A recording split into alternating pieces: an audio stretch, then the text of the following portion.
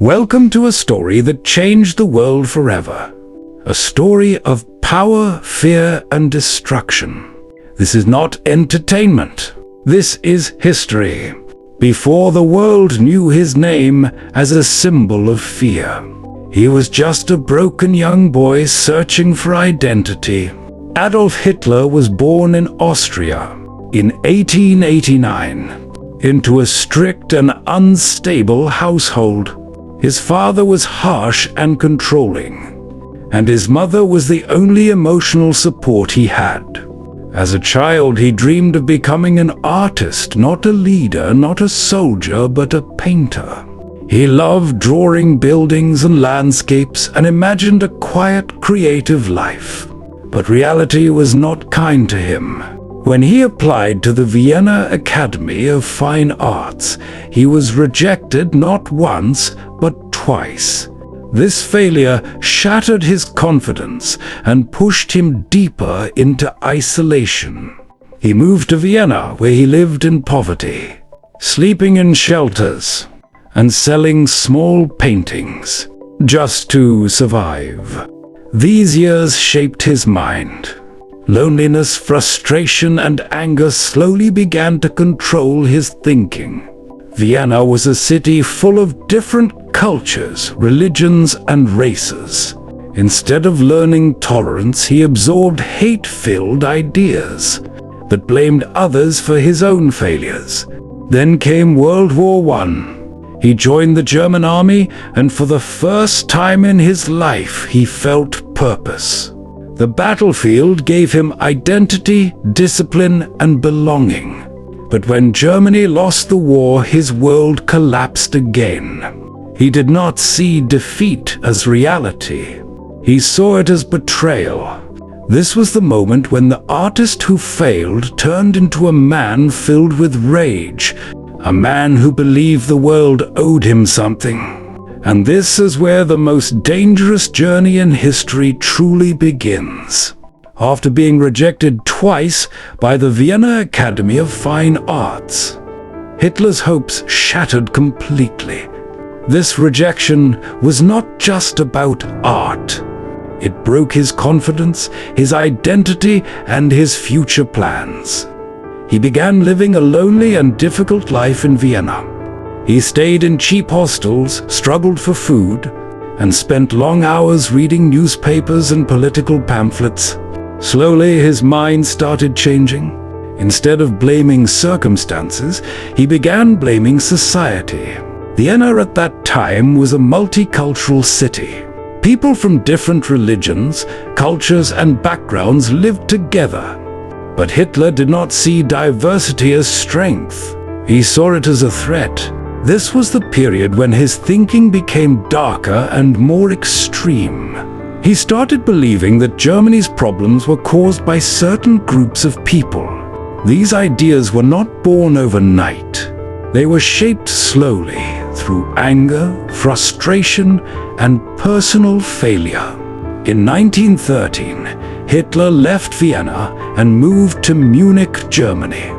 For the first time, he felt emotionally connected to a nation. Germany became more than a country for him. It became his identity. 1 year later, World War I began. When the war started, Hitler volunteered for the German army without hesitation. For him, this was not just a duty. It was a purpose. On the battlefield, he found structure, discipline, and recognition. For the first time in his life, he felt important. He served as a messenger, risking his life multiple times. He was injured, gassed, and temporarily blinded. But despite all that, he remained loyal to the army.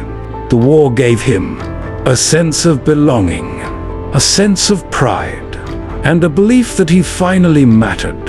Then came the moment that changed everything. Germany lost the war. When Hitler heard the news, he was in a hospital recovering. The defeat shocked him deeply. He did not accept it as a military failure. He believed Germany had been betrayed. This belief became the foundation of his future ideology. He thought, "We did not lose because we were weak. We lost because we were stabbed in the back.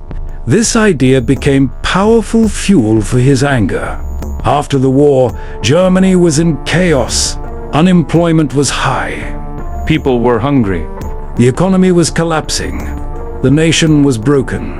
And broken nations look for strong voices. This is where Hitler's story takes a dangerous turn. He joined a small political group called the German Workers' Party. At first, he was just a listener. But when he spoke, people noticed he had a powerful voice. He spoke with emotion, with confidence, with fire. People listened. People believed. People followed.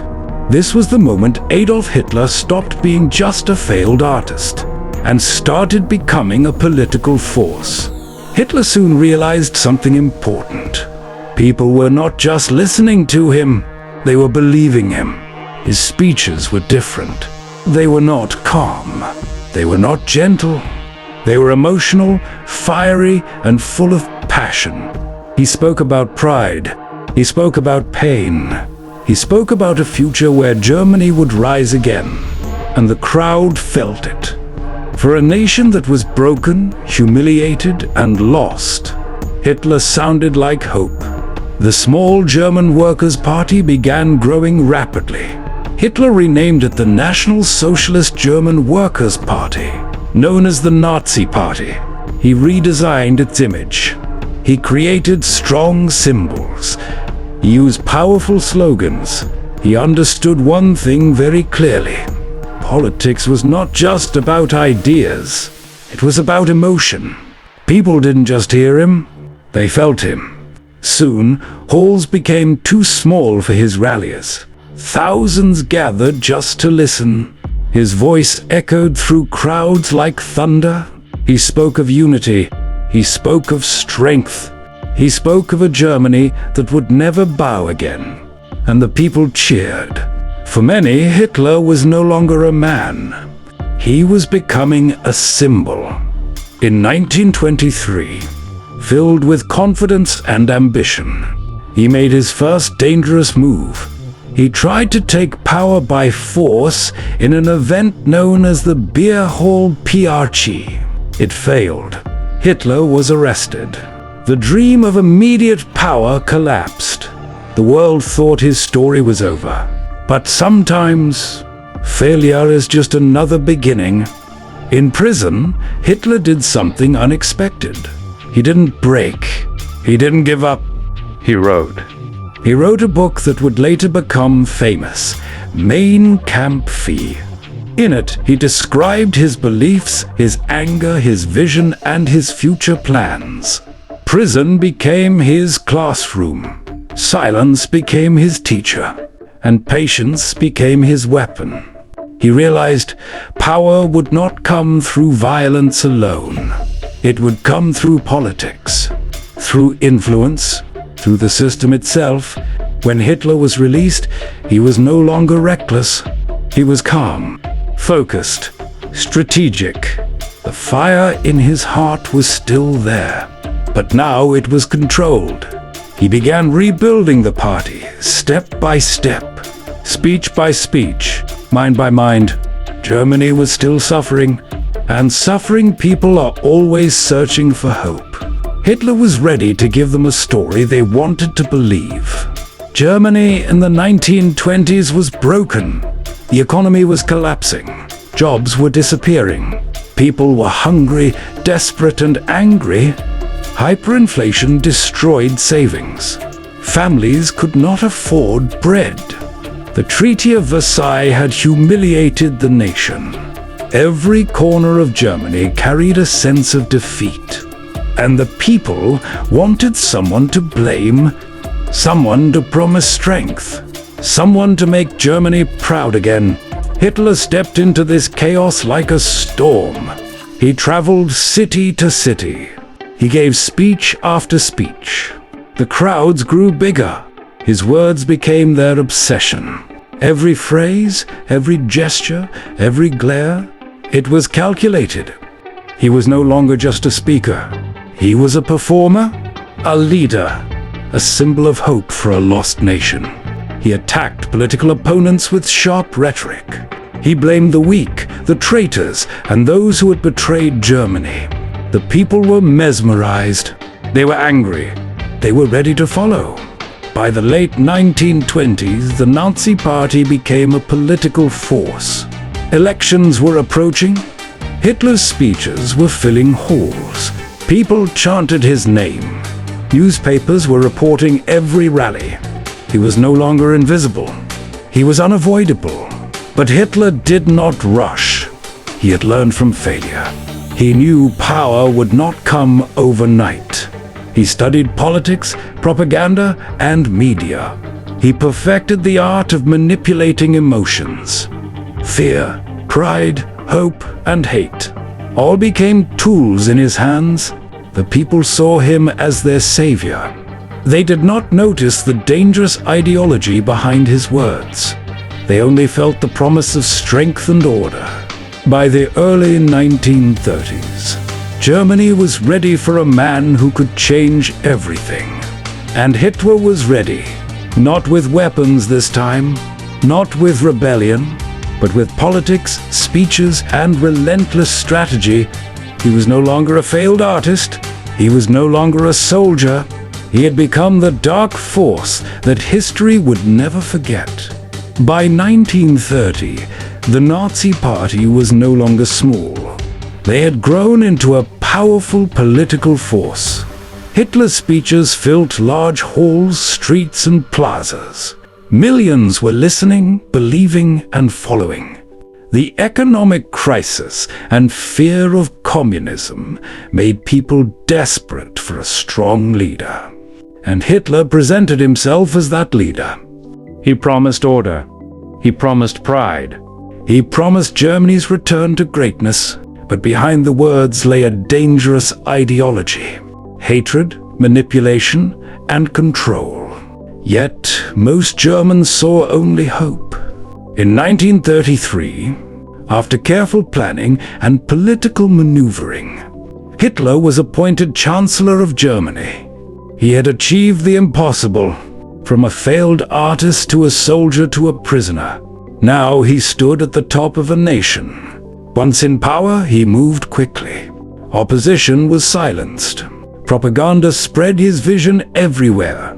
Every word, every poster, every rally worked to strengthen his control. The people who once listened in halls now obeyed in streets. The nation had become his stage. And yet, the world was watching with growing concern. Some saw the danger. Some warned against it. But within Germany, the tide had turned. Hitler's rise was unstoppable. Once in power, Hitler moved swiftly and decisively. Opponents were silenced. Political rivals were arrested or intimidated. New laws gave him control over the government, the media, and the military. Every rally, every speech, every poster was designed to make him larger than life. He presented himself not just as a leader, but as Germany itself. The people, desperate for stability and hope, believed him completely. They cheered, they followed, they obeyed. But behind the public image was a dangerous, calculated plan. He began rebuilding the military secretly, ignoring treaties. He targeted minority groups, blaming them for Germany's problems. The stage was set for a devastating conflict that would engulf the world. By the late 1930s, Hitler's influence was unstoppable. He annexed territories without resistance.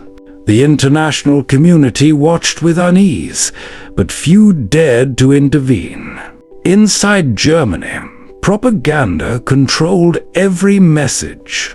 Education, newspapers, films, and speeches all carried his ideology. The nation had become a machine of loyalty and fear.